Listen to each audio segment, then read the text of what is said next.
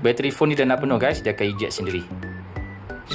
Mantap gila guys. First selalu charge phone, lepas tu korang tidur, bila dah bangun pagi tu phone penuh, yang ni tak cabut guys, dia terus charging. So dia akan merosakkan bateri korang guys. Yang ni dia boleh eject automatic. Nampak? Guard every charge. Tablet, iPhone, Switch, Android dan pelbagai device. Cara dia, mula-mula kau kena cucuk dekat sini dulu. So dia akan menyala dekat sini, maknanya dia function. So cara nak test dia, korang tekan 5 second sampai dia ada blinking macam tu. Okay, and then korang lepas, dia akan eject dalam masa 5 second.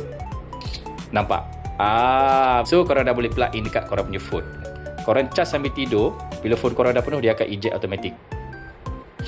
Nampak tak? Okey, lagi sekali daripada jauh, bila dia nak eject, nampak? Aku tak remote apa-apa, memang dia eject secara automatik. Dia read phone korang ataupun device korang tu dah full, memang dia read and then dia akan eject selepas 5 second. Memang padu. Device dia yang ni je, korang punya charger sendiri, yang ni je korang kena beli dekat beg kuning. Korang attach dengan korang punya charger dulu, baru korang connect dengan korang punya device guys. Tak kisah iPhone, Android, semua boleh pakai. So kalau korang nak beli kan, korang boleh tekan je dekat beg kuning dekat bawah tu guys. Memang function. Bila bangun pagi tu, aku dah tak risau susah nak cabut benda ni dah, dia tercabut sendiri guys.